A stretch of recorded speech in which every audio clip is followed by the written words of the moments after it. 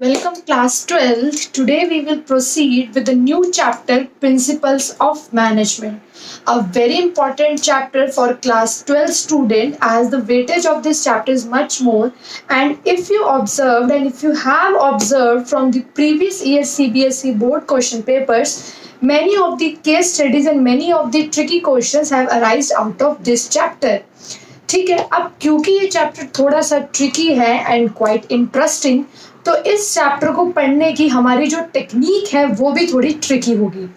Tricky in the sense कि chapter को जो सीक्वेंस सीबीएसई ने प्लान करी है या जो एनसीईआरटी ने चैप्टर को स्टडी करने की सीक्वेंस प्लान करी है, हम उस तरीके से इस चैप्टर को स्टार्ट नहीं करेंगे. हमारी सीक्वेंस कुछ डिफरेंट होगी. वाई? सीबीएसई ने इस चैप्टर के इंट्रोडक्शन में काफ़ी टॉपिक्स इंट्रोड्यूस करे हैं. For example, principles of management and principles of science में क्या डिफरेंस है, management principles and management techniques में क्या डिफरेंस है, मैनेजमेंट प्रिंसिपल्स एंड वैल्यूज में क्या डिफरेंस है, what is the nature of principles of management, what is the importance of principles of management. And after this vast introduction start होता है हमारा main chapter, जिसके अंदर हम हेनरी फ्योल के प्रिंसिपल्स एंड एफ.डब्ल्यू. टेलर के principles and techniques को study करते हैं. But as of my experience and अगर हम प्रीवियस ईयर्स के पेपर को उठा के देखें तो 99% ऑफ द क्वेश्चंस चैप्टर के मेन पोर्शन में से आते हैं, that is regarding the principles of Henry Fayol and the principles and techniques of F.W. Taylor. तो लॉजिक यही कहता है कि हमें चैप्टर को स्टार्ट करना चाहिए जो हमारा वेटेज वाला पोर्शन है. सेकेंड इंपॉर्टेंट रीजन कि इंट्रोडक्शन में जो आपको कैरेक्टरिस्टिक्स दी हैं प्रिंसिपल्स ऑफ मैनेजमेंट की, importance of principles of management आपको दिया है, मैनेजमेंट प्रिंसिपल्स और साइंस के प्रिंसिपल्स में डिफरेंस है, मैनेजमेंट प्रिंसिपल्स और टेक्निक्स के बीच में जो डिफरेंस है उसको समझ पाना तब बहुत आसान हो जाएगा अगर आप पहले मैनेजमेंट प्रिंसिपल्स को तो डिटेल में समझ लो. आप खुद सोचो, जब आपको सभी प्रिंसिपल्स सभी टेक्निक्स बहुत अच्छे से क्लियर हो जाएंगे, different techniques of Fayol, different principles of different techniques of F W. Taylor, different principles of Fayol, जब आपको ये सब फुल डिटेल एक एक प्रिंसिपल का आपको कॉन्सेप्ट क्लियर होगा तो कितना ईजी हो जाएगा चैप्टर के इंट्रोडक्शन को समझना, मैनेजमेंट प्रिंसिपल्स के कैरेक्टरिस्टिक्स को, उनकी इंपॉर्टेंस को समझना. तो ये मेरी स्ट्रैटेजी है कि जब भी मैं अपने स्टूडेंट्स को ये चैप्टर स्टार्ट कराती हूँ तो I begin with the definition of principles of management and then I take up the Henri Fayol principles of management, क्योंकि उसकी वेटेज भी ज़्यादा है एंड उसको समझने के बाद इंट्रोडक्शन पोर्शन को समझना बहुत आसान हो जाता है. तो we would be covering all the topics of the chapter but in a different sequence, ताकि टॉपिक्स हमें ग्रास्प हो सके. हमें टॉपिक्स को रटना नहीं है, हमें उन्हें ग्रास्प करना है एंड उसके लिए यही सीक्वेंस सबसे ज़्यादा प्रेफरेबल है. Okay, now without wasting our time, let's proceed with the definition and the concept of principles of management. Now class, principles of management जो होते हैं उनकी डेफिनेशन 1 लाइन की है एंड उसको लर्न करने के लिए ये फ्लो चार्ट सबसे इजी तरीका है. प्रिंसिपल्स ऑफ मैनेजमेंट क्या होती है? Broad and general guidelines. ये सिर्फ एक गाइडलाइंस है, ये आपको एडवाइस करती हैं कि ये सही है, ये गलत है, आपको ऐसे काम करना है, ऐसे काम नहीं करना. तो प्रिंसिपल्स ऑफ मैनेजमेंट क्या है? बेसिकली एक ब्रॉड और एक जनरल गाइडलाइन है जो किसी भी मैनेजर को हेल्प करती है डिसीजंस लेते टाइम. जब भी आपको कोई डिसीजन लेना है तो उसके लिए पहले आपको कुछ गाइडलाइंस होनी चाहिए कि क्या सही है, क्या गलत है, कोई ना कोई चीज़ ऐसी होनी चाहिए जो आपको एडवाइस करे. तो मैनेजमेंट प्रिंसिपल्स वही काम करते हैं. Management principles are broad and general guidelines for decision making and behaviour. ये हेल्प करते हैं आपको कि आप सही डिसीजन ले सको और आप सही तरीके से बिहेव कर सको. दैट मीन्स ये आपको गाइड करते हैं कि आप करेक्ट पाथ पे एज अ मैनेजर चल सको, आप करेक्ट डिसीजंस ले सको एंड आप करेक्टली बिहेव कर सको. तो सिंपल डेफिनेशन बनती है, principles of management are broad and general guidelines for decision making and behaviour. Is that clear class? फटाफट इस टॉपिक को कंक्लूड करते हैं कि प्रिंसिपल्स ऑफ मैनेजमेंट कोई स्ट्रिक्ट रूल नहीं है, कोई स्ट्रिक्ट लॉ नहीं है जिसे फॉलो करना ही करना है। नो, ये कोई कंपल्सरी लॉ नहीं है, ये सिर्फ एक ब्रॉड और जनरल गाइडलाइन है जो आपको गाइड करती है ताकि आप सही डिसीजन ले सको और सही बिहेव कर सको। अब इतनी बार हमने इन 4 टर्म्स को डिस्कस किया है, तो डेफिनेशन आप खुद देखोगे कि आपको साइड बाय साइड डेफिनेशन साथ के साथ लर्न हो चुकी है। Is that clear class? Now skipping with our introduction portion, जो एक टॉपिक मुझे आपके साथ बहुत अच्छे से डिस्कस करना है वो है derivation of principles of management. क्योंकि जब से सीबीएसई का पैटर्न बना है कि ऑब्जेक्टिव टाइप क्वेश्चंस आपसे पूछे जाएंगे, तो ऑब्जेक्टिव टाइप क्वेश्चंस को ध्यान में रखते हुए जो माइन्यूट डिटेल्स आपको चैप्टर में दी हैं उनको उठाना बहुत ज़रूरी है।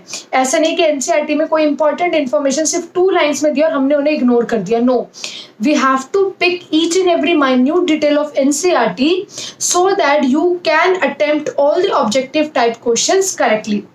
Now, ध्यान से सुनो, ये बहुत important point है, derivation of management principles. Principles of management derive कैसे होते हैं? There are 3 things. ये क्वेश्चन आपको 1 मार्क्स में आ सकता है। How are principles of management derived? तो आपको ये चीज़ ज़रूर ध्यान में रखनी है कि principles of management are derive through observation. बहुत सारे मैनेजमेंट थ्योरिस्ट ने, बहुत बड़े बड़े एक्सपीरियंस्ड मैनेजर्स ने बहुत साल ऑब्जर्व करा है एम्प्लॉयज़ को, बहुत साल ऑब्जर्व करी है डिफरेंट डिफरेंट टेक्निक्स लगा के कि कौन सी टेक्निक अच्छा रिजल्ट दे रही है, कौन सा तरीका पुअर रिजल्ट दे रहा है। तो after years of observation, after years of experimentation, उन्होंने डिफरेंट डिफरेंट एक्सपेरिमेंट करे हैं कि अगर हम स्ट्रिक्ट रूल्स एंड रेगुलेशन बनाते हैं कंपनी में तो क्या रिजल्ट आता है, अगर हम बहुत लीनियंट रूल्स एंड रेगुलेशंस बनाते हैं कंपनी में तो क्या रिजल्ट आता है, अगर हम एम्प्लॉयज़ को बहुत ज़्यादा मोटिवेट करते हैं बोनस दे के तो क्या रिजल्ट आता है। तो डिफरेंट डिफरेंट तरीके से उन्होंने एक्सपेरिमेंट्स करे हैं और उन एक्सपेरिमेंट्स का रिजल्ट नोट करके उन्होंने प्रिंसिपल्स ऑफ मैनेजमेंट बनाए हैं। तो प्रिंसिपल्स ऑफ मैनेजमेंट की डेरिवेशन कैसे है? Through observation, experimentation and the most important thing their experience. ऐसा नहीं है कि 1 साल या 2 साल उन्होंने जॉब करी और 2 साल में कुछ एक्सपेरिमेंट्स करे, कुछ ऑब्जर्वेशंस करी एंड उन्होंने प्रिंसिपल्स बना दिए। No, it's not like that. तो ध्यान रखना, 3 चीज़ें हैं जो derivation of principles of management में आती हैं: observation, experimentation and experience. 1 marks का बहुत इंपॉर्टेंट क्वेश्चन बनता है ये, how are principles of management derive? जो answer is principles of management are derived by observation, experimentation and experience. Is that clear, class? Now skipping the basic introduction portion which we will be covering later after completing Henry Fayol's and F.W. Taylor's principles and technique, let's proceed with our first management theorist, that is Henry Fayol. Now class C. Now we are beginning with Henry Fayol.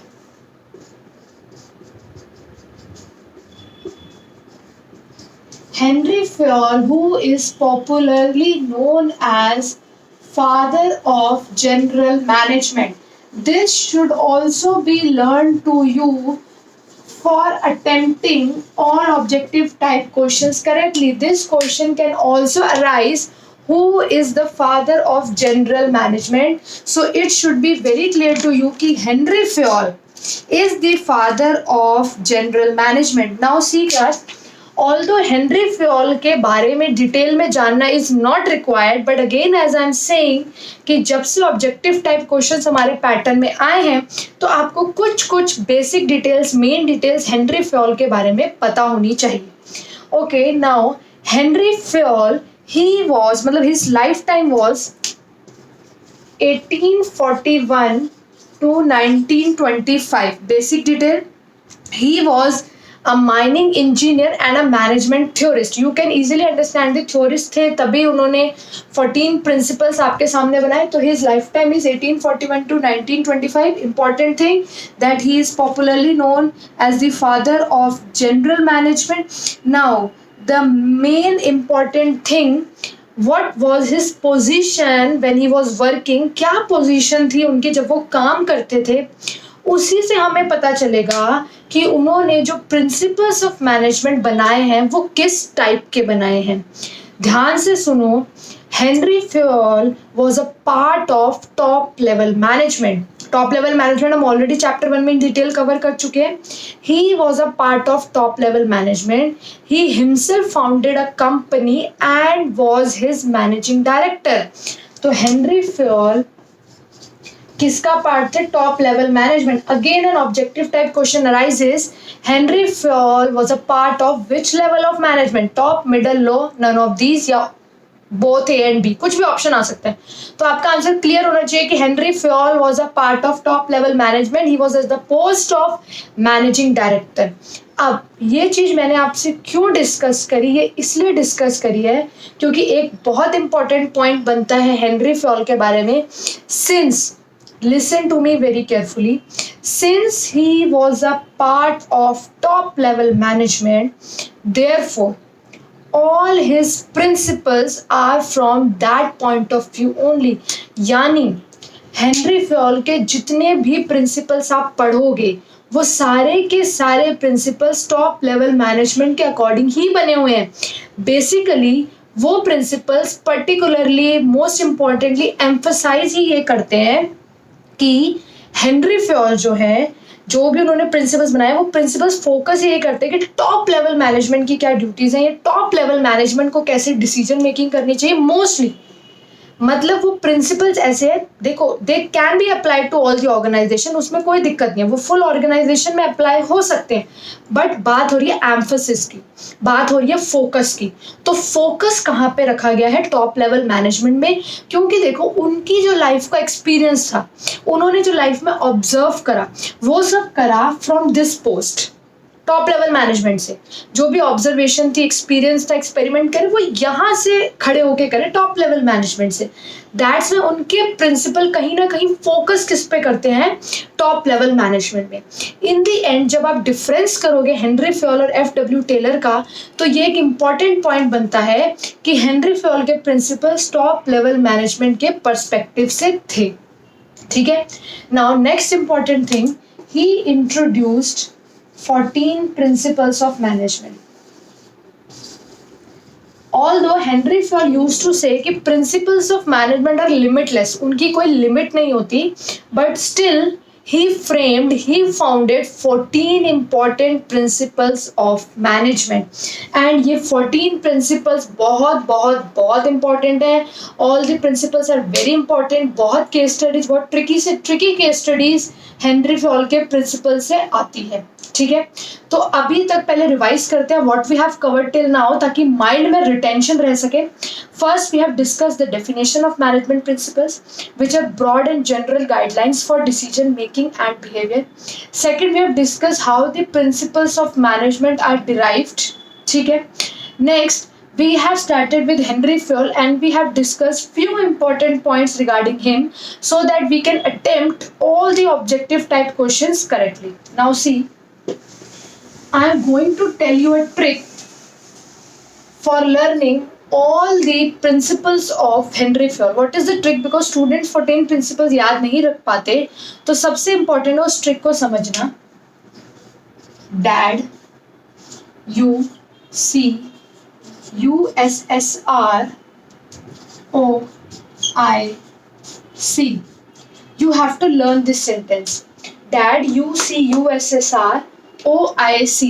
कैसे बनते हैं? अब 14 principal सुनो. D for division of work. A for authority and responsibility. Again D for discipline.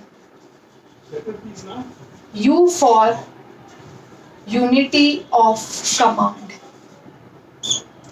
C for centralization and decentralization. Again, unity of direction. S, scalar chain. Again, S, stability of tenure. R, remuneration of employees. O, order. I, initiative. S, subordination of individual interest to general interest. E, equity. Again E, S spirit D corps. So this is the easiest method of learning these 14 principles of management that UCUSSR OIC. We would be covering each of these principles in quite detail. ऐसा नहीं है कि मैं फटाफट आपकी ease के लिए कि यार 10 मिनट्स में यार सारे प्रिंसिपल्स कोई शॉर्टकट में बता दे, तो I will not be doing with that, because मेरा फोकस हमेशा रहता है कॉन्सेप्ट क्लैरिटी पे. हो सकता है कि हमें दो प्रिंसिपल्स में 20 to 25 मिनट्स लगे समझने में, but we will do that, क्योंकि शॉर्टकट शॉर्ट ट्रिक्स से कभी फुल मार्क्स नहीं आते. फुल मार्क्स हमेशा डिटेल्ड स्टडी से आते हैं. This should be kept in mind. Shortcut tricks उनके लिए है जिनको जस्ट पास होना है, या 50 out of 100 score, 60 out of 100 score का जिनका फोकस है. कॉन्सेप्ट क्लैरिटी उनके लिए है who want to score more than 85, 90, 95 or score full marks. So we would be devoting much time in each and every principle. We would be focusing in detail on each and every principle. So if you wish, you can note it down. I am proceeding with the first principle, division of work. Is that clear, class? Now see. Let's start with this principle, division of work. One of the important principle which you can see being followed by every organization in your daily life. आप इस principle को देखोगे कि बहुत सारी organizations daily life में इस principles को follow कर रही हैं. आप ध्यान से सुनो. डिवीजन ऑफ वर्क क्या कहता है? सबसे पहली चीज जिससे इसको डिवीजन ऑफ वर्क का नाम मिला है क्या है? ये जो पॉइंट मैं लिखने जा रही हूँ, अगर आप इस पॉइंट को मिस कर देते हो एग्जाम में, बाकी पूरी एक्सप्लेनेशन लिख देते हो, ऑल इज वेस्ट. ध्यान से सुनो. Work should be divided, work should be divided into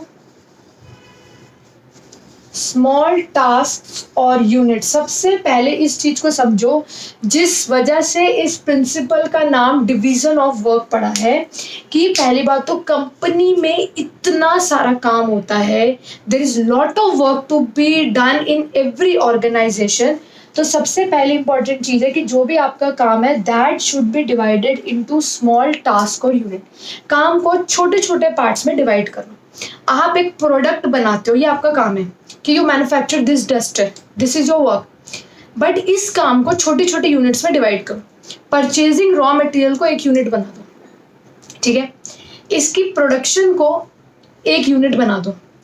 इसकी पैकिंग करने को एक टास्क बना दो, ठीक है. पैकिंग करने के बाद बड़े बड़े कार्टन बॉक्स में फिक्स करने को एक काम बना दो. मार्केटिंग को एक एक्टिविटी बना दो. इन सभी डस्टर्स के कार्टन बॉक्सेस को ट्रक्स में रखना, ट्रांसपोर्टेशन के लिए रेडी करना, वन टास्क बना दो. तो इस तरह से काम हमारे पास एक है that we manufacture duster, but हमने उस काम को छोटे छोटे टास्क में डिवाइड कर दिया. रॉ मटेरियल खरीदना एक टास्क बना दिया, प्रोडक्शन एक टास्क बना दिया, इंडिविजुअल डस्टर पैकिंग एक टास्क बना दिया, कार्टन में ट्रांसपोर्टेशन पैकिंग को एक टास्क बना दिया, लोडिंग अनलोडिंग को एक टास्क बना दिया. तो हमने वर्क को डिवाइड कर दिया small task. Now next important point, work should be divided into small task और unit, and each of these small task or unit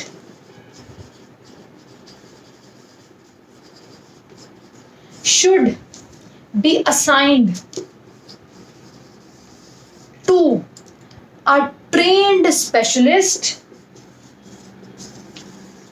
who is competent to perform this job. In 2 line से आपको पहले पूरा principal clear हो जाएगा, बाकी की चीजें तो सेकेंडरी है। ध्यान से समझो, पहले हमने वर्क को स्मॉल टास्क और यूनिट में डिवाइड कर दिया, उसके बाद जो ईच टास्क है हम उसे किसको करने को दे रहे हैं, trained specialist who is competent to perform this job. हम उस पर्सन को ये काम करने को दे रहे हैं जो उस काम में स्पेशलिस्ट है। यानी कि सपोज इस डस्टर के लिए हमने क्या लिया था, हमने रॉ मटेरियल खरीदना, परचेजिंग करना एक टास्क बनाया है, तो हम ये परचेजिंग का काम उन पर्सन्स को देंगे जो परचेजिंग करने में, बार्गेनिंग करने में एक्सपर्ट है। उसके बाद हमने नेक्स्ट टास्क बनाया था प्रोडक्शन का, तो हम प्रोडक्शन का टास्क उन लोगों को देंगे, उस वर्कर को देंगे जो प्रोडक्शन करने में कॉम्पिटेंट है। उसके बाद हमने इंडिविजुअल पैकिंग का टास्क बनाया, ये हम उन्हें देंगे जिनकी पैकिंग में स्पीड बहुत है, हाथ फटाफट चलता है। समझ आ रही बात? अगर हमें लोडिंग करनी है तो हम उन वर्कर्स को टास्क देंगे जो हैवी से हैवी वेट उठा के इजीली और जल्दी लोडिंग कर सकते हैं। तो अब समझ रहे हो, यानी कि हमने वर्क को, टास्क को स्मॉल टास्क और यूनिट में डिवाइड कर दिया, दैट्स ओके। उसके बाद हमने हर टास्क, ईच टास्क किसको करने को दिया है, उस पर्सन को जो उस पर्टिकुलर काम को करने में स्पेशलिस्ट है। That means work should be divided to individuals on the basis of their skills, talent, qualification। यानी आप वर्कर्स को काम दोगे, किस हिसाब से काम दोगे, उनकी क्वालिफिकेशन और उनके टैलेंट के अकॉर्डिंग। यही तो मतलब है ना इस पॉइंट का, कि हमने जो टास्क है वो वर्कर्स को इस हिसाब से दिया कि जो वर्कर उस काम को करने में एक्सपर्ट है, जो वर्कर जिस काम को करने में एक्सपर्ट है हम उसे उस अकॉर्डिंग जॉब दे रहे हैं। That means jobs to be assigned to individuals based या according to their knowledge, qualification, skills etc। ये सबसे इंपॉर्टेंट थर्ड पर निकल के आया कि आप अपने वर्कर्स को जब जॉब दोगे तो इस हिसाब से उनको आप जॉब दोगे जो उनकी नॉलेज, स्किल और टैलेंट से मैचिंग हो। अगर उनकी स्किल कुछ और है और आपने कुछ और जॉब दे दी तो वेस्ट है। अगर मेरी कमांड बिजनेस स्टडीज में है और मुझे बोला जाए आप मैथ्स पढ़ाओ, तो ये ऑब्वियस है कि मैं उतना अच्छा रिजल्ट प्रोड्यूस नहीं कर सकती मैथ्स में जो मैं बिजनेस स्टडीज में कर सकती हूँ, कि मेरी कमांड है, मेरी क्वालिफिकेशन, मेरी नॉलेज, मेरी स्किल सब इस सब्जेक्ट में है। तो मेरे को अगर मेरी क्वालिफिकेशन के अकॉर्डिंग ही काम दिया जाएगा तो I would be producing good result. Is that clear? Fourth important point जो इस प्रिंसिपल से निकल के आता है, जो मैं स्टार में बनाऊंगी, विच इज वेरी इंपॉर्टेंट, कि अगर आपने एक वर्कर को एक काम दिया है तो रिपीटेड बेसिस पे उसको वही काम दो। जब वो बार बार एक ही काम करेगा तो वो ऑटोमेटिकली उस काम में क्या हो जाएगा, स्पेशलाइज। ठीक है? When a job is given to a worker and he performs it again and again, तो वो उस जॉब में क्या बन जाता है, स्पेशलिस्ट। मैंने स्टार्ट में इसलिए लिखा है क्योंकि ये एंड है, ये जिस्ट है इस प्रिंसिपल का। समझ के ना, फटाफट इस प्रिंसिपल के 4 पॉइंट्स को कंक्लूड करते हैं जिससे पूरे प्रिंसिपल का कॉन्सेप्ट क्लियर हो जाता है। पहले तो ये समझो कि डिवीजन ऑफ वर्क का नाम डिवीजन ऑफ वर्क के ऊपर है, वहां से पहला पॉइंट बनता है कि work should be divided into small task और यूनिट। फिर वो टास्क हमें उस वर्कर को देनी है जो उस काम को करने में स्पेशलिस्ट है। उससे थर्ड पॉइंट बना, यानी हमें वर्कर्स को जॉब देनी है उनकी स्किल्स, क्वालिफिकेशंस, नॉलेज के अकॉर्डिंग, ताकि वो अपनी जॉब में बेस्ट टू बेस्ट परफॉर्म कर सके। अगर क्वालिफिकेशन के अलावा उसकी क्वालिफिकेशन सपोज करो प्रोडक्शन में है, वो प्रोडक्शन में एक्सपर्ट है और आप उसे मार्केटिंग दे रहे हो तो फ्लॉप शो होगा, वो नहीं कर पाएगा। लेकिन अगर आप प्रोडक्शन में एक्सपर्ट वर्कर को प्रोडक्शन का काम दोगे तो he would be producing very good results. उसके बाद जब आप एक वर्कर को एक पर्टिकुलर जॉब देते हो और वो बार बार वही जॉब करता रहता है, तो he become expert in that job. अगर मुझे इतने साल हो गए बिजनेस स्टडीज पढ़ाते हुए 11th 12th and undergraduate level, postgraduate level, तो ऑटोमेटिकली बार एक ही चीज पढ़ा के I have become specialist in that. मेरी नॉलेज, मेरी स्किल्स, मेरी कमांड दिन ब दिन बढ़ती जा रही है, because I am been teaching business studies from 11th to postgraduate level. तो वो स्किल्स जो है, वो स्पेशलाइजेशन जो है, वो गेन हो चुकी है. ठीक है. अब इसका आप कहीं से भी एग्जाम्पल समझ सकते हो, कहीं से भी. जैसे Peter England is a famous brand, आपको पता है. पीटर इंग्लैंड के जब भी गारमेंट्स प्रोड्यूस होते हैं तो उन्होंने अपना टास्क डिवाइड कर रखा है. एक ग्रुप को कॉलर्स बनाने का काम दे रखा है, एक ग्रुप को बटन स्टिच करने का टाइम दे रखा है, एक ग्रुप को पैकिंग का काम दे रखा है, एक ग्रुप को लोडिंग इन ट्रक्स का काम दे रखा है. तो हर ग्रुप डेली आके एक ही काम करता है. जब वो डेली एक ही काम करेगा तो he will automatically become specialised in that.